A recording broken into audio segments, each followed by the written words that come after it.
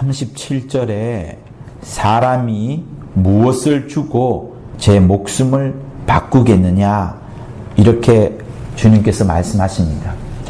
한번 생각을 해보시지요. 저도 간밤에 이 말씀을 갖고서 많은 생각을 했습니다. 내 목숨과 바꿀 수 있는 것이 무엇일까라는 생각을 해보았습니다. 제일 먼저 생각나는 것은 자녀였습니다. 내 목숨보다 자녀가 더 소중하기 때문에 자녀를 위하여서 내 목숨을 정말 던질 수도 있겠다라는 생각을 해보았습니다. 그러나 여러분, 내가 생각이 조금 더 강해지고 좀 더 나 자신에 집중을 하다 보니까 자녀까지도 충분히 내 목숨과 바꾸지 않아도 될 만큼 오히려 내 목숨이 더 중요하다는 생각도 여러분 들곤 했습니다. 그 이면 속에는 저의 굉장히 악한 마음,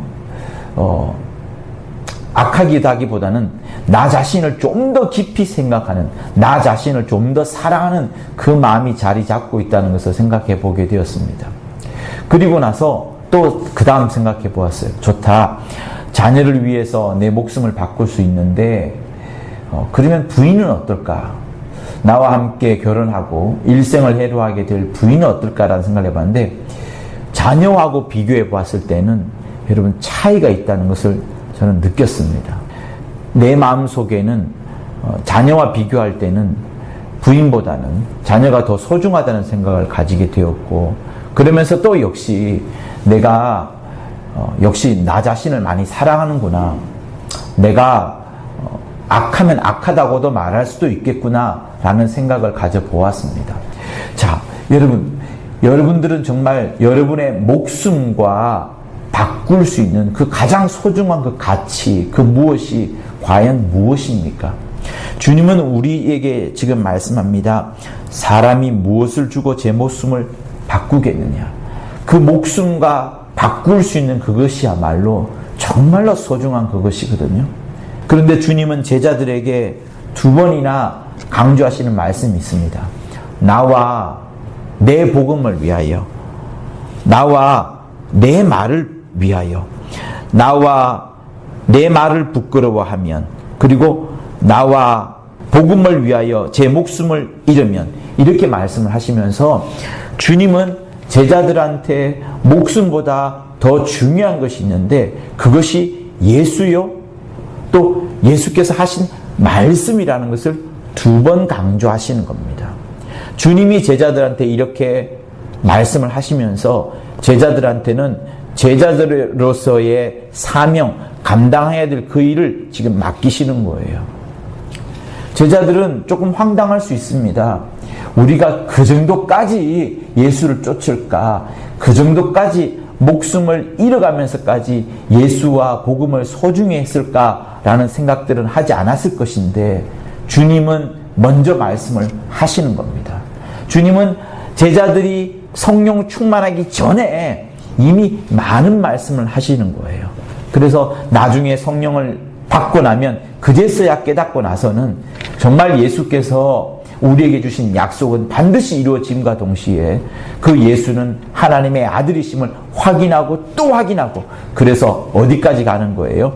자기 목숨을 버릴 만큼, 자기 목숨을 잃어서라도 예수를 얻고 자기 목숨을 던져서라도 복음을 얻고자 하는 것이 제자들의 이제 나중에 미래의 다짐이 되는 것이고, 그것이 주님의 꿈이 이제 되는 것을 주님이 지금 말씀을 하시는 겁니다. 성도 여러분, 우리는 한평생을 살아갑니다. 이렇게 힘든 역경 속에 지금 다 거닐고 있는 우리 교회 현실을 바라보기도 하고, 또 우리의 가정, 우리 가정의 형편이 그렇게 넉넉지 않아요. 다른 사람들과 비교해보면 차도 없고 집도 없고 이런 가정들도 많을 겁니다. 인생은 딱 한 번밖에 살지 않는데 그 딱 한 번밖에 살지 않는 인생을 나는 왜 이렇게 살아야 되느냐 하는 이런 의문들, 이런 질문들 우리 청년들이 끊임없이 하는 것이고 여러분들도 가끔 하실 겁니다. 저 역시도 마찬가지입니다. 그러나 여러분, 우리에게 맡겨진 현실들이 다른 사람들과 비교해 보았을 때 자랑할 만한 것이 아니라 할지라도요, 교회의 사정이나 또 내 가정의 형편이나 여러 가지 여건들이 맞지 않다 할지라도 저는 이런 것으로부터 피하고 싶지는 않습니다. 왜?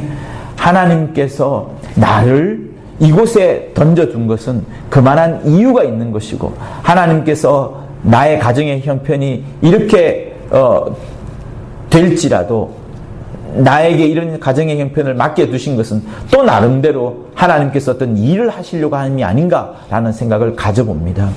교회 사태가 났을 때 교회를 옮길 수 있어요. 자녀의 결혼을 위하여서, 또 나의 미래의 영적 생활을 위하여서 교회를 옮길 수 있습니다. 그러나 그렇게 한두 번씩 계속 편한 곳으로, 어떤 고난과 역경이 없는 곳으로만 옮긴다 그러면 사실 힘든 교회 상황은 누가 해결하겠습니까? 아무도 해결하지 못할 것입니다. 모두가 다 편한 영적 생활을 위해서 떠나기만 한다면 여러분, 이 교회는 누가 재건할 것이고 누가 세워나갈 것이고 누가 받쳐줄 것입니까? 그리고 그 이후에 후대 세대들은 누구를 의지하면서 살아갈 것입니까? 그러니까 여러분들이 지금 겪고 있는 교회의 상황, 또 여러분들이 겪고 있는 여러분의 가정의 형편들, 그 많은 것들로부터 도망가고 싶을 때도 있겠지만, 그것이 나에게 맡겨주신 하나님께서 이곳에 나를 보내주시면서 이곳에서 하나님이 원하는 주파수를 듣고, 그러면서 하나님의 방법대로 이 문제를 해결해 나가도록 하나님은 여러분 각각을 보내신 거예요. 항상 그렇게 생각을 하시는 것이 우리에게 가장 좋습니다. 그래서 성도 여러분, 어려움과 역경 속에 있을지라도 우리가 늘 살펴야 될 것은 나의 어려운 상황을 살필 것이 아니라 이것을 갖고서, 어려운 상황을 갖고서 주 예수께 달려가서 하나님 이렇습니다. 어떠해야 됩니까? 도망가고 싶습니다. 그러나 저는 주님의 말씀대로, 주님이 나와 함께 하신 대로 이 문제를 해결해 나가고 싶습니다. 사실 주님께서 이 문제를 해결하고 싶지 않겠습니까? 주님께서 해결하시려고 하는 것이 아닙니까? 라고 되물을 짓을 만큼 그런 마음으로, 그런 적극적인 마음으로, 성령 충만한 마음으로 우리가 현장에서 임해야지 하나님의 일을 할 수가 있는 겁니다. 많은 사람들이 종교를 가집니다. 자기의 여러 문제들을 갖고서 그 문제를 해결하고자 옵니다. 아파서 오는 사람, 여러분 처음부터 예수 믿으려고 하나요? 그렇지 않습니다. 몸이 너무나도 아프기 때문에 그 아픔을 해결하고자, 세상의 현대의학이 고치지 못하니까 그것을 어떤 절대자에게 맡기고 절대자가 고쳐주십사 바라는 마음으로 그들이 갑니다. 또 사업이 망할 것 같아요. 이제 내일이면 부도가 나고 집 밖으로 쫓겨나야 될지도 모르는 그런 상황입니다. 그때 또 종교를 찾습니다. 또 여러 가지 고민으로 여러 가지 막 힘든 그런 상황을 갖고서 상담을 하고 또 만나면서 문제를 해결받기도 하고, 이러면서 모두가 다, 대부분의 사람들이 어떤 문제를 갖고서 신에게, 하나님에게 다가옵니다. 그런데 그렇게 다가와서 만나면 좋은 것이 뭐예요? 그때 하나님을 만나고 예수를 영접하면 정말 아름다운 것입니다. 그러나 그 만났다 합시다. 예수를 영접했다고 해요. 그런데 그리고 나서 자기의 문제가 해결까지 되었다고 합시다. 적지 않은 사람들이 자기의 문제가 해결이 되면 교회를 떠나거나 교회를 멀리하는 사람들이 많습니다. 왜냐? 그거는 그 사람 속에 분명한 성경이 말하고 하나님께서 원하시는 정말 그 진리가 그 사람 속에 들어가 있지 않아서 그런 겁니다. 하나님께서 우리에게 원하시는 우리의 삶은 신령한 영적인 삶을 말하는 겁니다. 이 땅에 있는 여러 가지 질병들, 문제들, 고통들, 고민들을 안고 오지만 그 문제를 해결하고 나서 하나님을 떠나버린다면 사실 하나님을 만나지 않는 것이 훨씬 나을 수도 있습니다. 왜? 그 다음이라도 그가 하나님을 만났을 때 더 충격적으로, 더 진적적으로 만날 수 있을 테니까.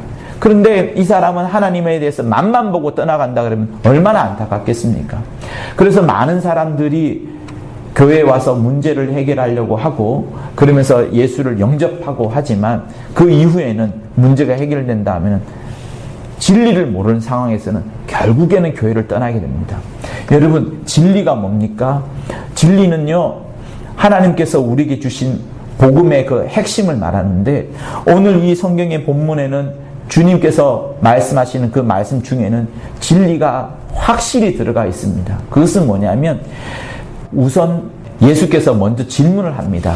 제자들한테 묻죠. 사람들이 나를 누구라 하느냐?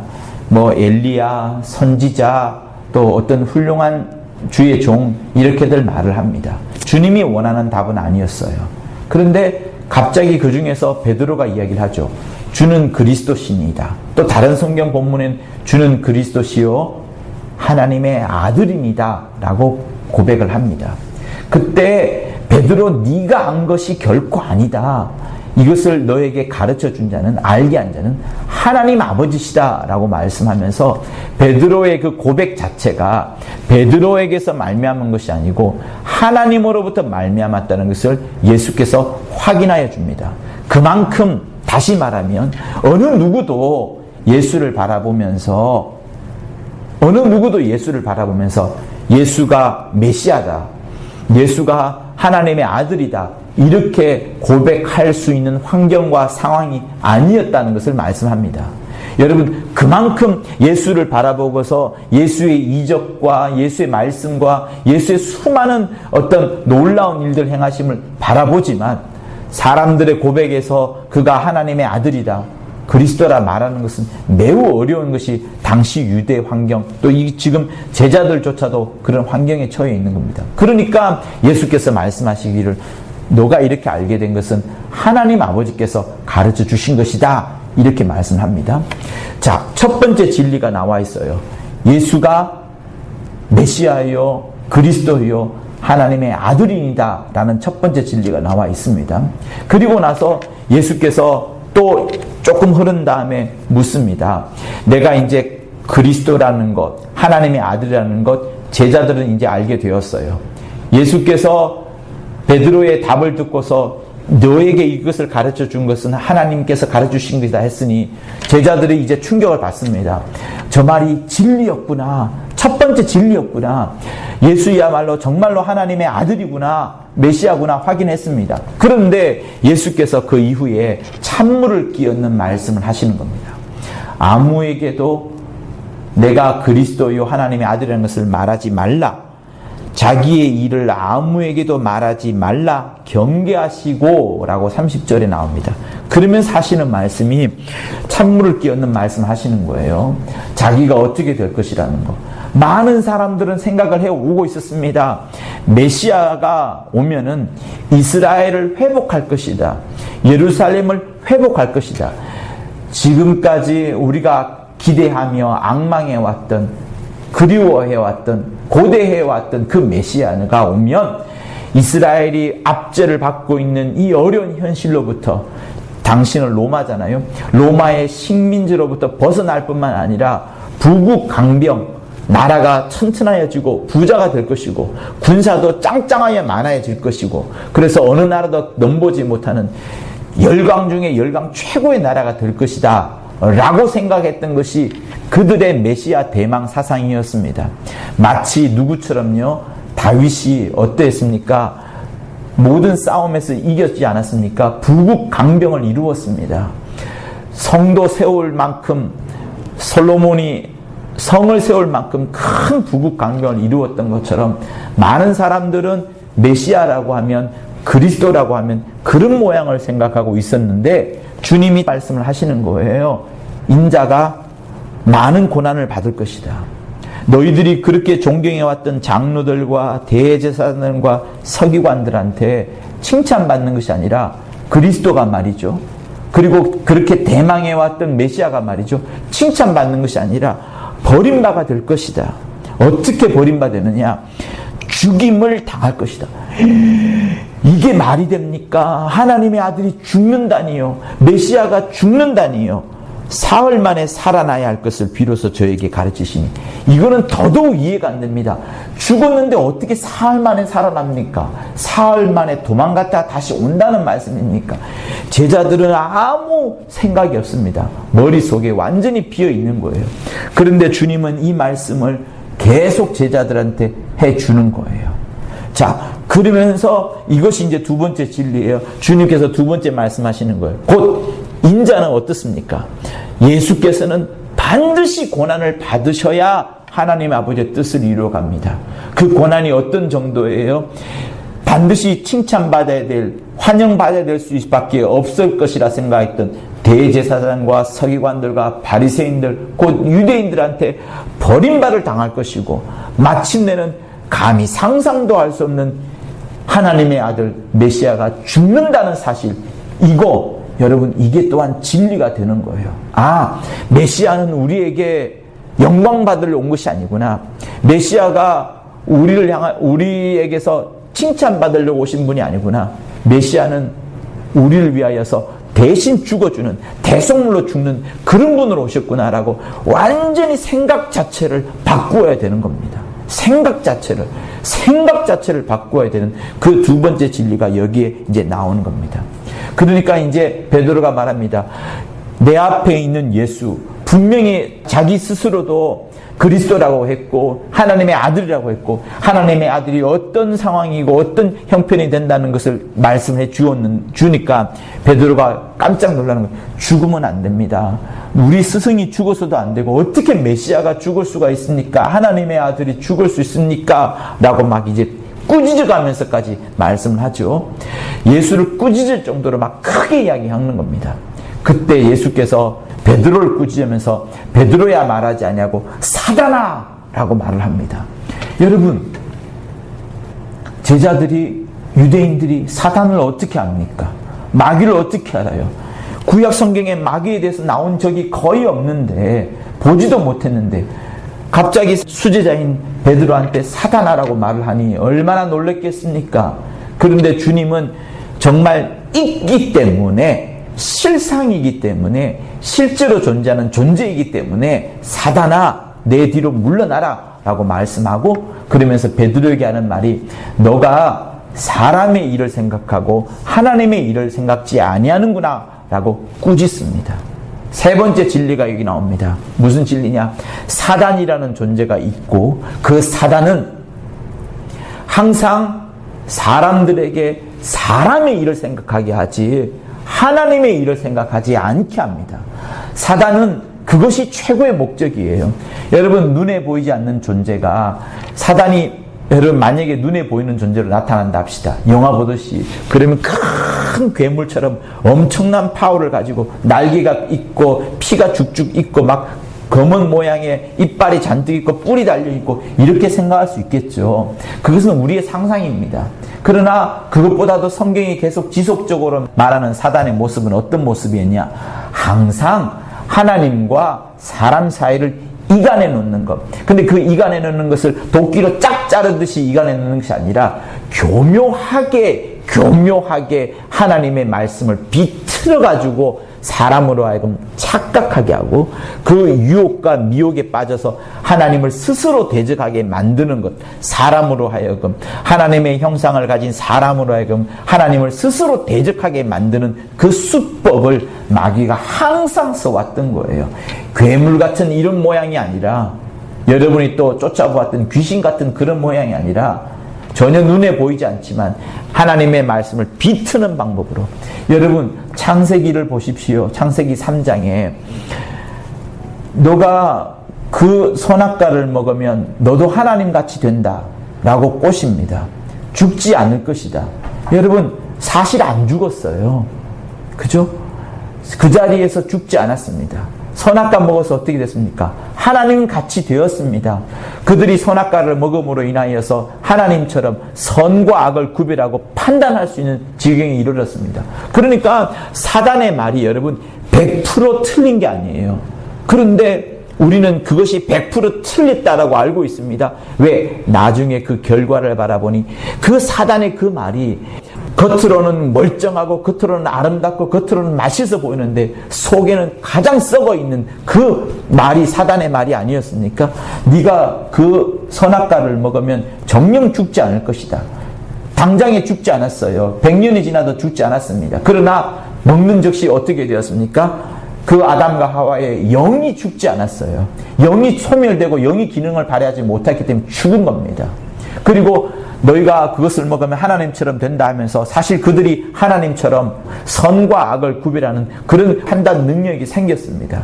그렇지만 우리가 하나님 된 건가요? 하나님처럼 이루려고 하는 그런 헛발질은 했지만 하나님이 된 것은 아닙니다. 원수는 항상 이렇게 속여요. 그리고 여러분 또 한번 보세요. 사울왕이 아말렉을 철하라는 하나님의 말씀을 듣습니다. 계속해서 이스라엘을 그 후미를 공격하니까 뒤에서 계속 공격해 오니까 하나님께서 사울왕에 쳐서 아말렉을 쳐라. 그리고 그 아각왕을 죽여라. 이렇게 말씀을 했는데 하나님이 그런 말씀을 하셨음에도 불구하고 원수 마귀는 사울왕에게 교묘하게 말을 또한 비틉니다. 야, 죽이긴 죽여라. 그런데 살찐 것은 남겨놓아야 되지 않겠느냐. 왜? 예배 드려야지. 너 하나님 존경하잖아. 하나님 앞에 예배 드릴 거 아니야. 반드시 이길 것인데 그럼 예배 드릴 훌륭하고 살찐 거 아름다운 것이 있어야 되지 않겠느냐. 그 말에 또한 속 넘어가는 겁니다. 하나님은 다 죽여라 했는데 원수 마귀는 살찐 것은 싹 남겨두고 다 말고 조금만 남겨두고 나머지 다 죽이고 살찐 것도 너 먹지 말고 하나님 드리면 되잖아 하면서 여러분 유혹을 하는 겁니다. 얼마나 많은 이런 유혹들이 우리 성경의 역사상 나타났었습니까? 마귀가 어떻게 했습니까? 예수께서 처음에 사역을 시작하려고 할 때에 3번이나 광야에서 시험하지 않습니까? 그 3번이나 광야에서 시험하는 3가지 말조차도 전부 다 교묘하게 트는 말들입니다. 천하 권세 영광을 나한테 주었으니까 내가 다시 너한테 줄 테니까 너는 나한테 경배해봐라. 너 벼랑에서 떨어져 봐라. 절대 죽지 않을 것이다. 여러분 죽지 않을 수도 있어요. 예수께서 충분히. 그러나 그 말 자체가 벌써 하나님을 시험하는 게 되는 겁니다.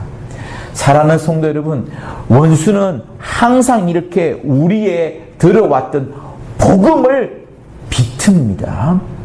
여러분이 30년, 40년 들어왔던, 여러분이 30년, 40년 동안 읽어왔던 성경의 그 핵심 복음의 내용을, 그 구원의 진리의 말씀을 살짝 비틀면서 여러분에게 다가오는 거예요. 우리 교회 사태 생각해 보십시오. 여러분, 그자의 말이 얼마나 살짝 비트는 말이었어요. 귀가 솔깃했었고 그 이야기를 듣고 싶었고 종이가 있다면 그 종이를 보고 싶었을 만큼 우리가 그렇게 했을 겁니다. 선악과와 똑같은 거예요. 그러나 그것을 본 사람 얼마나 많이 울었습니까? 주의 종들도 그것을 보고서 충격받은 자들이 한둘이가 아닙니다. 성도 여러분, 원수는 그렇게 역사하는 거예요. 살짝 비틀면서 하나님의 진리의 말씀과 자기의 말을 섞어가지고 그 자기의 말을 섞으면서 우리의 이성과 우리의 판단은 그게 맞을 수도 있겠다라고 하면서 복음을 비트는 거예요. 여러분, 베드로에게 지금 그렇게 다가오는 겁니다. 베드로가 생각할 때 주님이 죽지 않으면 좋겠는데 주님은 반드시 죽어야 된다라고 말하고 그러면서 주님이 깨우쳐 주기를 너가 사람의 일을 생각하는구나.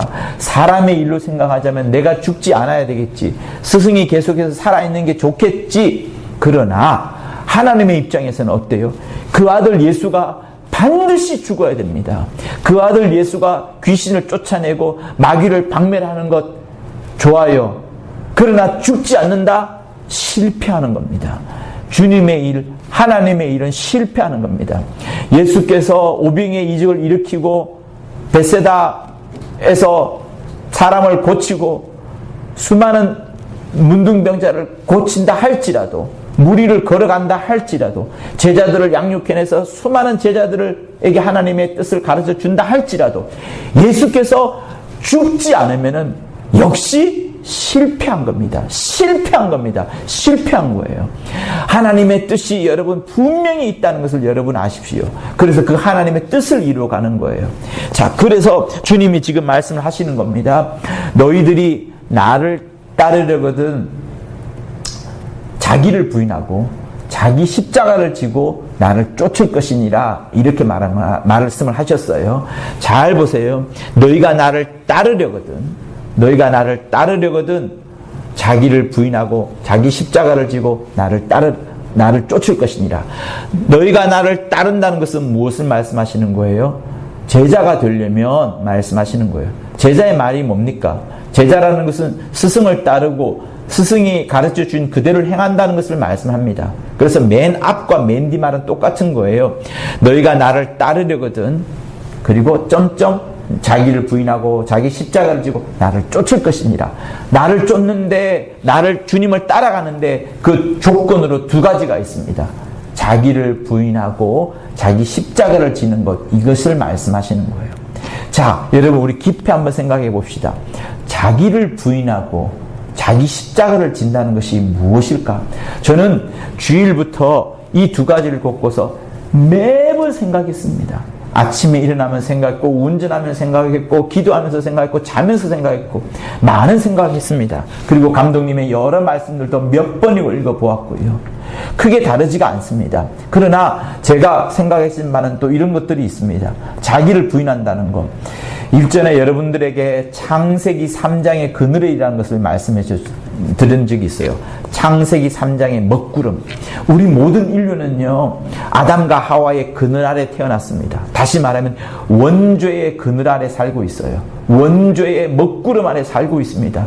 우리가 결혼해서 자녀가 태어나면 그가 누구라 할지라도 그는 원죄의 먹구름을 안고 태어나는 거예요. 다시 말하면 그 역시도 이미 선악과를 먹었기 때문에 사람에 대해서 판단하고 사람에 대해서 생각하고 선과 악을 구별하게 됩니다.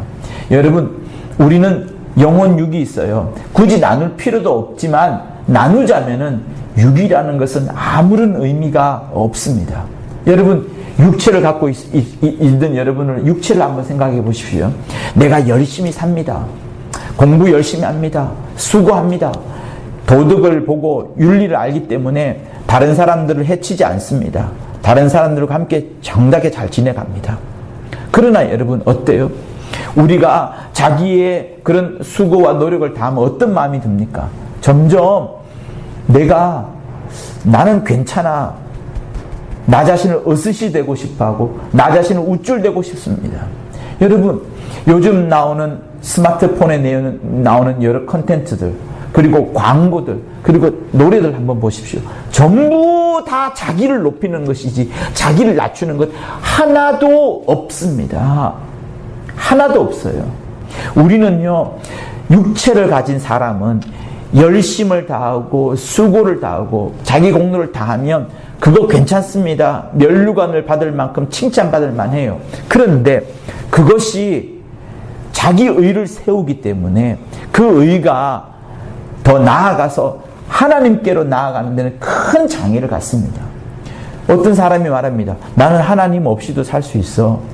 지금까지 태어나서부터 도덕 잘 지켰고 남한테 해코지 안 했고 사회에 좋은 영향을 끼쳤고 훌륭하게 살았고 부모님 잘 섬겼고 나는 하나님 없이도 충분히 살 수 있어. 이렇게 말씀합니다. 곧 자기가 의인이라고 생각하는 자들에게는 하나님이 개입할, 하나님이 들어갈 여지가 없는 거예요.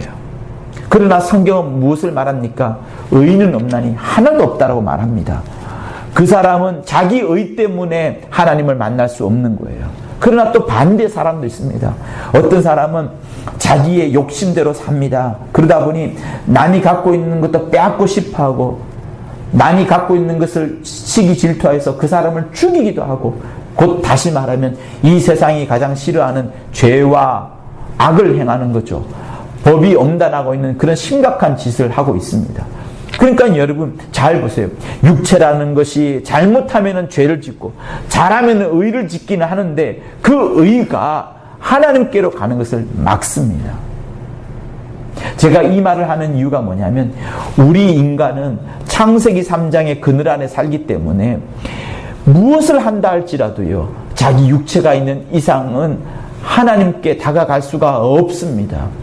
이 하나님께 다가갈 수 없는 것은 내가 열심히 살아서도 또 열심히 살아서 자기 의가 세워서도 안 되는 것이고, 자기 마음대로 살아서 죄를 지으며 살아서도 하나님을 못 만나는 것이고, 그러니까 여러분 이 육체로서는 아무것도 할 수 없기 때문에 주님이 그가 오셔가지고 너희들의 방법으로는, 육체의 방법으로는 해결을 받을 수 없으니 육체가 아니라 영으로서 곧 내가 너에게 주시는 말씀과 너희 속에 있는 영과 또 내가 하나님으로부터 말미암은 나 자신을 믿음으로, 예수를 믿음으로 말미암아서 너희가 구원함을 얻는다라고 말씀을 하시는 겁니다. 지금 베드로에게 똑같은 말씀을 하시는 거예요.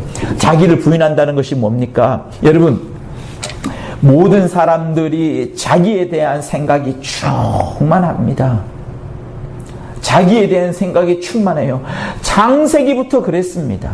그리고 말세기는 어떻습니까? 디모데 후서 3장에 뭐라고 말합니까? 말세에 고통하는 때 이런 일이 있으리니 사람들이 자기를 사랑하고 돈을 사랑할 것이라. 자기를 사랑하고 돈을 사랑할 것이라 말합니다.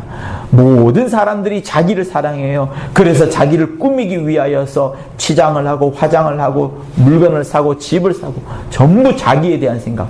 그러니까 여러분, 이 성경은 예수께서 오셔서 자기를 꺾는 모습을 보여주지 않았더라면 어느 누구도 자기를 꺾으려는 행동은 아무도 했지 안 했을 것이고, 기독교는 아예 나타나지도 않았을 것이고요.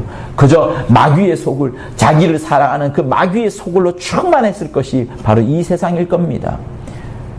그런데 주님이 이 땅에 오셔가지고 자기를 버리는 모습을 보여주셨기 때문에 그 반대되는 모습, 자기를 버리지 않고 자기를 높이는 수많은 인류의 역사 사건들을 우리가 바라보게 되는 겁니다. 성도 여러분, 자기를 부인하고 자기 십자가를 지라. 자기를 부인한다는 것, 우리 모든 사람들이 자기에 대한 사랑이 충만한 거예요. 그래서 여러분, 교회도 그렇습니다. 우리가 교회에 오면 당신은 사랑받기 위해 태어난 사람, 사랑받기 위해 존재하는 사람, 이런 찬양도 있어요. 우리가 하나님의 사랑 받아야 합니다. 하나님의 사랑 끝까지 받아야 되고 계속 받아야 됩니다. 그런데 여러분, 여기도 문제가 있을 수 있습니다. 어떤 문제? 받기만 하는 거예요. 줄 줄을 모릅니다. 받기만 하는 거예요. 줄 줄을 모릅니다. 처음에 우리가 예수 믿을 때, 하나님의 사랑을 받았을 때는 너무나도 그 사랑에 감격하여서 내 몸이 원치 않아도 자연스레 전도가 했었고, 내가 원치 않아도 자연스레 헌금도 많이 했었고, 그러니까 그 나의 첫사랑, 주님을 만났던 첫사랑이 나를 마음껏 역사케 하고 성령으로 감동하게 해가지고 여러 가지 일들을 하게 했는데, 계속해서 여러분 사랑을 받으면 어떻게 돼요? 계속해서 사랑을 받으면 이 사랑받는 것이 당연하게 여기게 되는 겁니다. 우리나라 말에 좋은 말이 있지 않습니까? 호의가 3번이면, 다른 사람으로부터 어떻게 좋은 대접을 받는 것이 3번이면 나중에는 그것이 권리인 줄 안다고, 자기의 권리인 줄 안다고. 그래서 여러분, 저는 늘 조심하는 것이 있습니다. 여러분들한테 많은 사랑을 받지만 그 사랑받는 것이, 그런데 이것이 내게 겨워지면, 내 목에까지 차게 되면 내가 이것을 당연하게 여길까봐 저는 무섭습니다. 아주 옛날에 어떤 목사님이 특강 강사로 오셨는데, 그분이 식사를 하시면서 이제 사례를 들으니까 많이 넣었어? 라는 말을 하시더라고요. 근데 그때 저는 충격받았는데, 왜 충격받았냐면 이분의 말씀 때문이 아니라 이분이 하는 말을 옆에서 듣고 있던 우리 다른 전도사님들, 순수한 전도사님들이 듣고서 어떻게 생각했을까 하면서 갑자기 전율이 올랐습니다. 그리고 아직도 그것을 잊지 않고 있어요. 제가 왜 이야기를 하겠습니까? 그분을 말하는 게 아니라, 내가 많은 사랑을 받았는데 그 사랑을 받고서 받기만 한다면, 계속해서 받기만 한다면 나중에는 여러분, 내가 굉장히 하나님의 뜻과는 멀어지는 사람이 될 겁니다.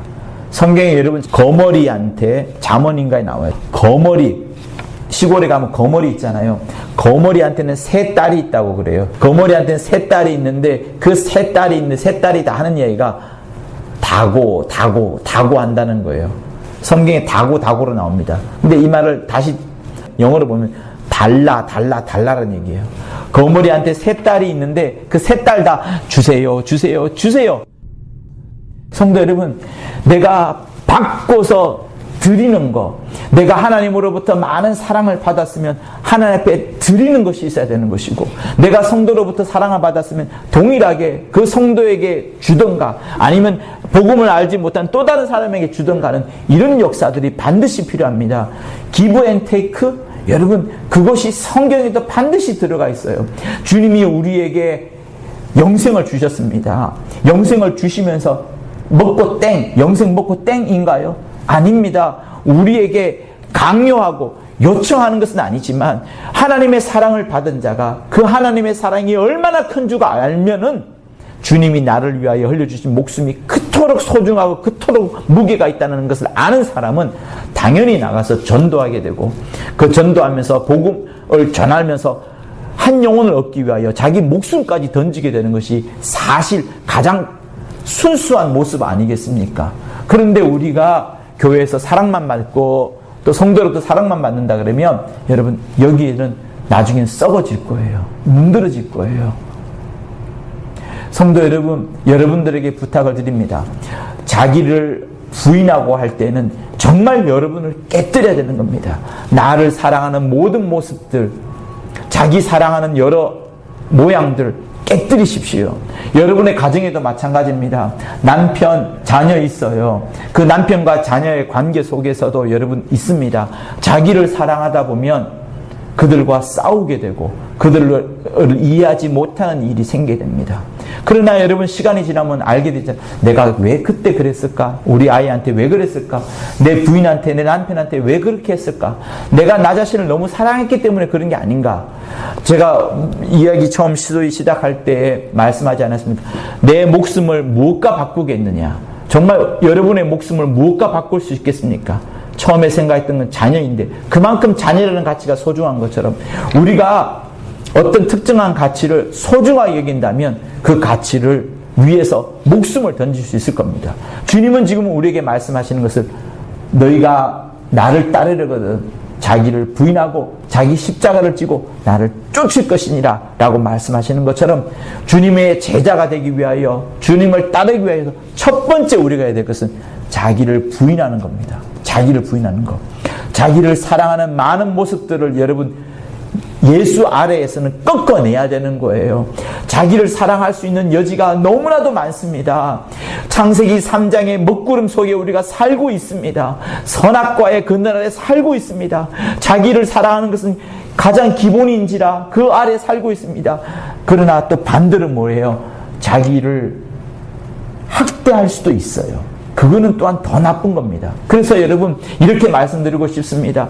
여러분들이 여러분의 과거에 흠뻑 흠취하여서 그 과거 때문에 자기 자신을 자만할 것도 아니고 여러분의 과거가 어둡고 흑암 가운데 있어가지고 드러낼 것이 없고 부끄럽다 할지라도 그곳에서 머무르고 그곳에서 나자빠져 있으면 또한 안 되는 겁니다.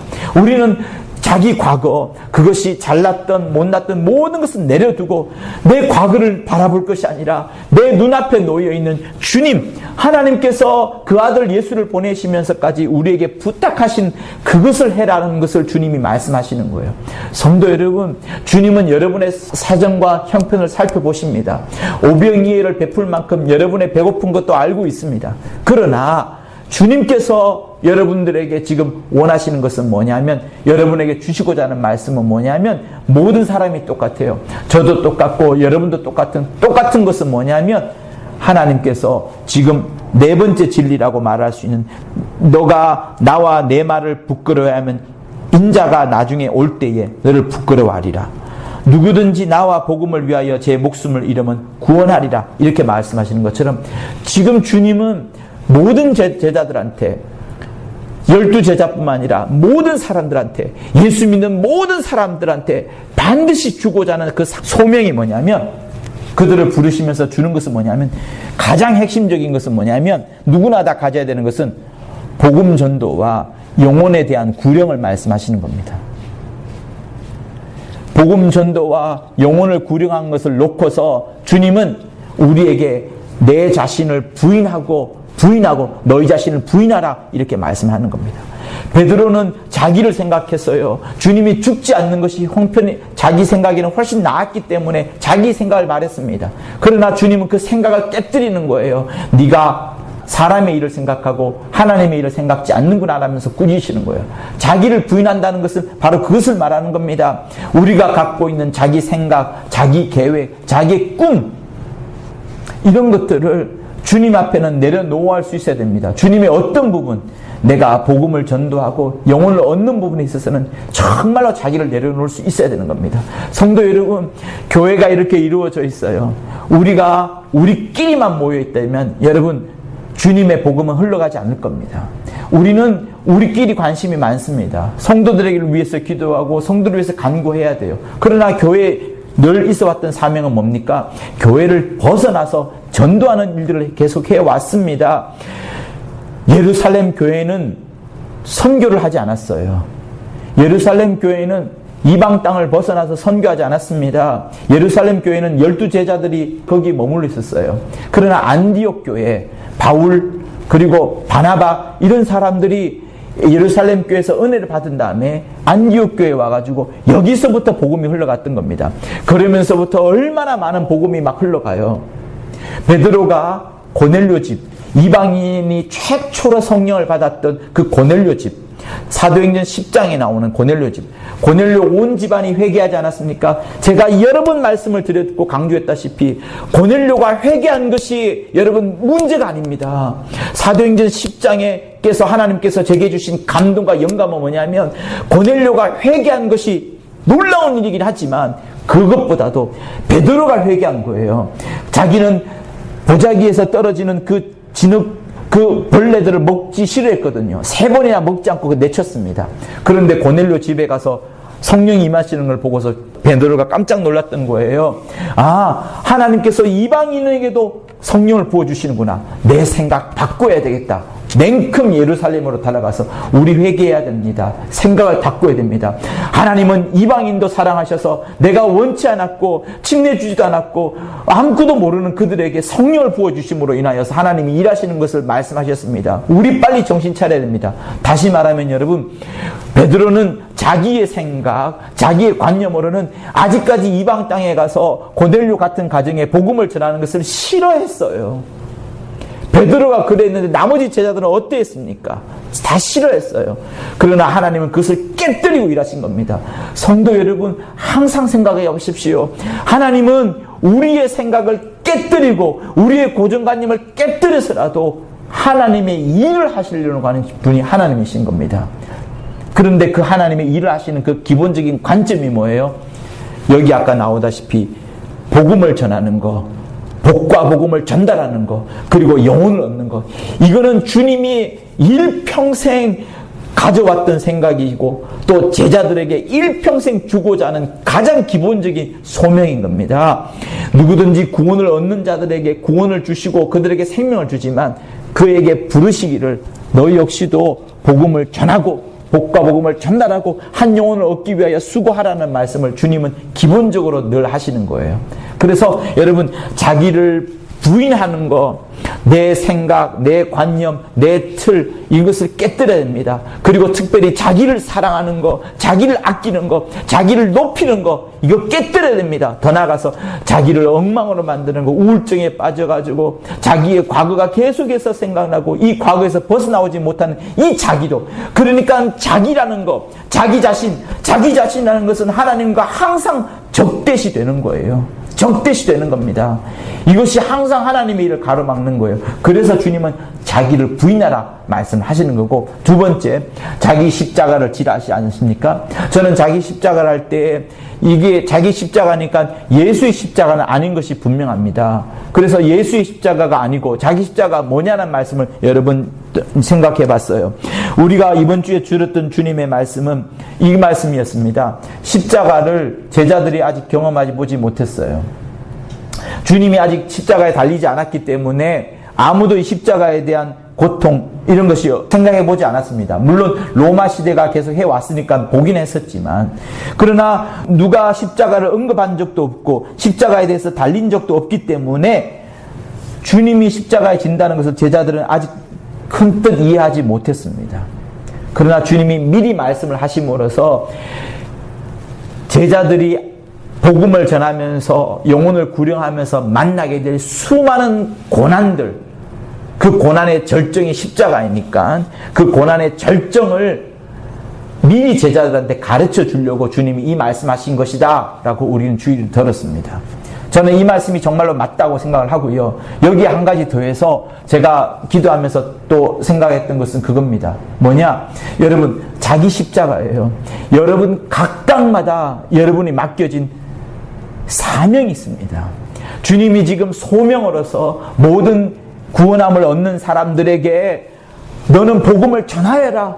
복과 복음의 전달자가 되어라. 어디까지? 영혼을 얻는 그 정도까지 복과 복음의 전달자가 되어라 라고 모든 사람들에게 소명을, 부르시는 소명을 주었는데 이제는 각 사람에게 그 사람이 매겨져야 될 십자가가 있는 거예요.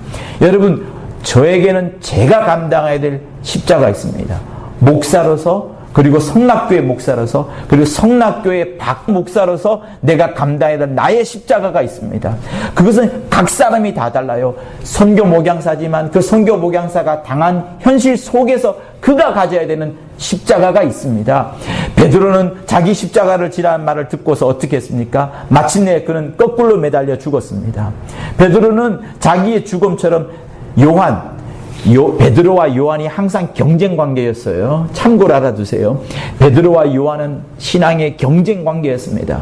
항상 경쟁 관계였어요. 그래서 무덤에 들어갈 때도 베드로가 먼저 들어갔냐, 요한이 먼저 들어갔냐, 그 내용 잘 나오고요. 또 예수께서 베드로에게 너는 반드시 내 띠를 띠고 네가 원치 않은 죽음을 당할 것이라 라고 할 때에 베드로가 직감을 하죠. 나는 순교를 당했구나. 그러면 자기와 경쟁자인 요한은 어떻게 되는데요? 당신의 품 안에 있던 요한은 어떻게 되는 물을 때 예수께서 말씀하시죠. 너 왜 그거 신경 쓰느냐? 너는 너 할 일을 하고 그는 그의 할 일이 있다. 너는 신경 쓰지 말라 라고 요한복음 마지막 장에서 말씀을 합니다. 각 사람에게 하나님이 맡겨주신 사명은 다른 거예요. A 선목, B 선목, A 목사, B 목사, A 교회, B 교회, 모든 각각이 맡겨진 사명은 또한 다른 겁니다. 그래서 내가 기도하지 않으면 하나님이 내게 맡겨주신 나의 십자가, 나의 소명이 뭔지를 모르는 거예요. 많은 사람들이 이거 모르고 그냥 자기 문제만 해결하려고 교회에 나옵니다. 그러나 이 사람은 면류관을 얻기 어려워요. 하나님이 모든 사람에게 여러분 맡겨준 일이 있어요. 여러분 지문이 있지 않습니까? 지문이 모든 사람이 다른 것처럼 여러분 각각 영혼에도 지문이 있어요. 그 사람에게 그 사람이 가장 잘할 수 있는, 그 사람이 최고로 영광을 하나님께 돌릴 수 있는 그 사람의 일을 통하여서 하나님이 가장 기뻐하는 그 일을 맡겨주시는데 그거를 내가 기도하지 않고 하나님의 뜻을 헤아려 보지 않아서 찾지를 못했기 때문에 자기 십자가를 발견하지 못하는 겁니다.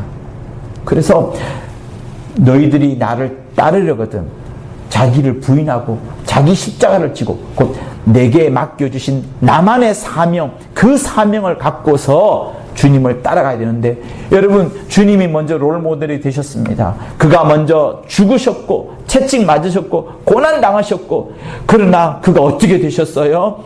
마침내 모든 이름이 그 이름 앞에 굴복하는 놀라운 일을 제자들은 알고 있지 않습니까? 보좌에 계셔서 이제는 하늘을 통치하고 계신 분입니다.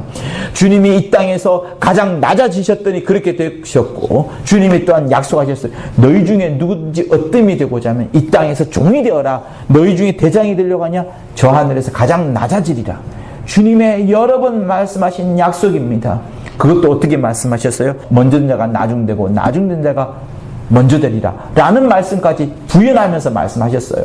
그러므로 성도 여러분, 우리에게는 주님이 내게 맡겨주신 십자가, 나의 십자가, 자기 십자가로 해서 뭐 내 가정이 내 십자가요, 내 부인이 내 십자가요, 내 고민과 내 직업이 십자가요, 이 정도 말하는 게 아닙니다. 여러분, 하나님께서 여러분 각각에게, 또 우리의 후손들에게 각각에게 맡겨진 중요한 사명, 그 사람만이 감당할 수 있는 사명이 있는데 그 사명을 기도해야지 깨닫게 되고, 기도해야지 분명히 확인하게 되고, 그러면서 주님이 원하시는 길을 너희가 나를 따르려거든 자기를 부인하고 자기 십자가를 지고 나를 쫓을 것이냐는 그 말씀이 이루어지는 겁니다. 이렇게 중요한 말씀을 오늘 이 여러 가지 진리의 말씀 속에서 베드로와 맞닥뜨린 이 이야기 속에서 주님이 하시는 겁니다. 사랑하는 성도 여러분, 그러므로 반드시 생각해 보십시오. 나는 내게 맡겨진 사명은 뭔지 모른다 할지라도 모든 믿는 자에게 하나님은 두 가지를 맡기셨어요. 복음 전하는 거, 그러면서 영혼을 얻는 그런 모든 믿는 자에게 다 주님이 부탁하신 것이고, 그러나 각 사람에게 그 사람에게 맡겨진 중요한 사명은 그 사람이 기도하여서 그 사람에게 맡겨진 것을 스스로 발견하여 보고 그것을 위하여서 진짜로 십자가를 맬 만큼, 이것을 위해서 죽을 수 있을 만큼 자기의 온 모든 것을 던져야 된다 하는 그것을 말씀하는 겁니다. 그것이 교회를 지키는 일일 수 있을 것이고요, 또 어떤 다른 가지 일들로 또 이 십자가를 완성하는 것일 수 있을 겁니다. 주님은 이 일을 죽을 때까지 하시라는 겁니다. 이 말이 얼마나 무섭습니까? 자기를 부인하는 것도 무섭는데 자기 십자가를 지기까지 하라 하셨으니, 그냥 임무를 맡겼다 하면 좋을 터인데 주님은 임무가 아니라 미션이 아니라 사명이 아니라 주님은 용어는 십자가라는 용어를 쓰시는 거예요. 왜? 자기가 그렇게 하나님께 받았던 사명을 자기가 지고서 마침내 죽었기 때문에 그 사명을 주님은 십자가로 표현하신 것이고, 우리들에게도 이렇게 지라라고 말씀하시는 겁니다. 여러분, 이거는 저의 말이 아니에요. 주 예수께서 주님을 따르고자 하는 자들에게 맡겨주신 중요한 말씀입니다. 그래서 여러분의 심령 속에 자기를 부인하고 자기 십자가를 지고자 하는 그 마음이 충만하여서 모두가 다 하나님의 큰 제자, 주 예수의 훌륭한 제자, 성락교회에서 가장 훌륭한 제자, 이 한국 땅에서 또 전 세계에서 가장 훌륭한 주님의 제자가 될 수 있기를 예수 이름으로 부탁을 드립니다. 할렐루야. 네, 우리 받은 말씀을 갖고 예수 한 번며 간절히 기도합니다. 예수여, 우리 사랑하는 성도들, 하나님 아버지, 정말로 저들이 자기를 부인하고 자기 십자가를 지고 주님을 쫓을 수 있도록 인도하여 주시옵소서. 하나님 아버지, 하나님의 일을 이루기 위하여 자기를 부인하는 것이 매우 중요한 것임을 우리는 발견합니다. 우리 중에 자기를 사랑하는 사람들이 없도록 인도하여 주옵소서. 자기 속에, 자기라는 그 단어 속에 얼마나 많은 죄성이 있고 얼마나 많은 아버지여 생각과 습관들이 나쁜다는 것들 우리는 발견합니까? 하나님 아버지, 주의 종 저도 아버지여 자기를 부인하라는 말씀 속에 아버지여 간밤에 회개하며 많은 부분을 아버지여 눈물을 흘리며 기도하였던 것을 다시 한번 기억하여 주셔서, 하나님 아버지, 정말로 저는 아버지여 자기를 부인할 수 있도록 역사하여 주시고 자기를 부인하게 도와주시고 자기를 부인하게 도와주시고 죄로부터 멀어지게 도와주시고 나 자신을 사랑하는 것부터도 멀어지게 도와주시고 아버지여 나 자신의 일로부터도 멀어지게 도와주셔서 오직 성도를 살피고 아버지 하나님의 뜻을 살피는 주의 종이 될 수 있도록 아버지여 역사하여 주시옵소서. 또한 자기 십자가를 지고 아버지 나를 따르라 하셨사오니, 하나님 아버지, 이 수많은 세월 동안에 수십 년 동안에 하나님께서 내게 말씀하여 주시고 내게서 아버지여 자리 잡혀 해주던 그 사명을 나는 잃지 아니하도록 역사하여 주시옵소서. 이 성락교회에서 하나님께서 내게 맡겨주신 거룩한 사명이 있음을 나는 알고 있사오니 이를 위하여 아버지여 정말 지혜롭게, 이를 위하여 남들과 다투지 아니하고 이를 위하여 끝까지 주님이 맡겨주신 사명을 알고 달려나가는 우리 모두가 될 수 있도록 역사하여 주옵소서. 하나님 아버지, 이 자리에 우리 금천 예배당 직분자들이 있습니다. 목양사와 선교 목양사와 또 우리 집사님들, 또 각각에 맡겨진 여러 가지 교회 기관들의 아버지 직분이 있사온데 우리 사랑하는 성도들, 자기에게 맡겨진 이 직분에 끝까지 완수하는 자들 되게 도와주시고 이 지위를 벗어나지 않게 도와주시고 또 일생을 살펴보건대 자기에게 맡겨주신 하나님의 거룩한 사명이 무엇인지, 자기 십자가가 무엇인지 두루두루 살펴보는 우리 성도들 될 수 있도록 역사하여 주옵소서. 주님이 함께 주시는 귀한 역사들이 우리 성도들에게 나타날 수 있도록 인도하여 주옵소서. 베풀어 주시는 놀라운 역사들 가운데 있도록 아버지여 도와주옵소서. 네, 490장 하면서 준비하시는 헌금하도록 하시겠습니다.